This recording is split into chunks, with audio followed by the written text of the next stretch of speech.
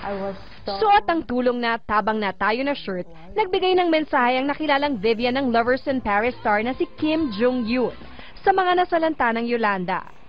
Mensahe ng pag-asa ang naisipatid ng reyna ng Korean novela.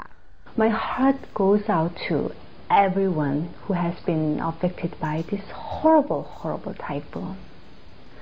Please do not lose hope, and I will keep praying for you.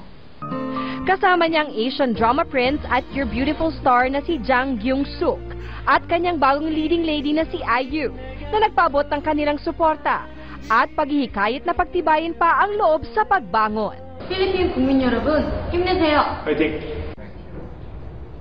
Ang honorary ambassador for tourism ng Korea na si Jessie Mendiola kasama ang pinuno ng Ministry of Korean Tourism sa bansa. Dala ang higanteng tseke ng mahigit 1.2 million pesos na donasyon sa Department of Tourism. Dagdag tulong pa ito sa naibigay ng relief ng Korea. Dahil isa sa mga nangunguna ang mga Korean sa turismo sa bansa. Tama lang daw na magbigay sila para sa pagbangon muli ng turismo sa Kabisayaan. Ayon kay Jessie, mas nakatutuwa ang pinanggalingan ng donasyon. It's from the employees of the Korean organization in Seoul.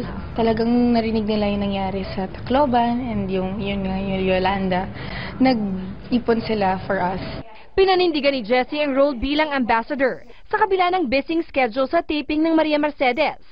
Sa sobrang busy, hindi na nakapagdiwang ng birthday si Jessie noong December 3. Pero ang mga nalilink sa kanya, kanya-kanyang sorpresa. Si Jake, he gave me another pair of Doc Martens because he knows I love Doc Martens a lot.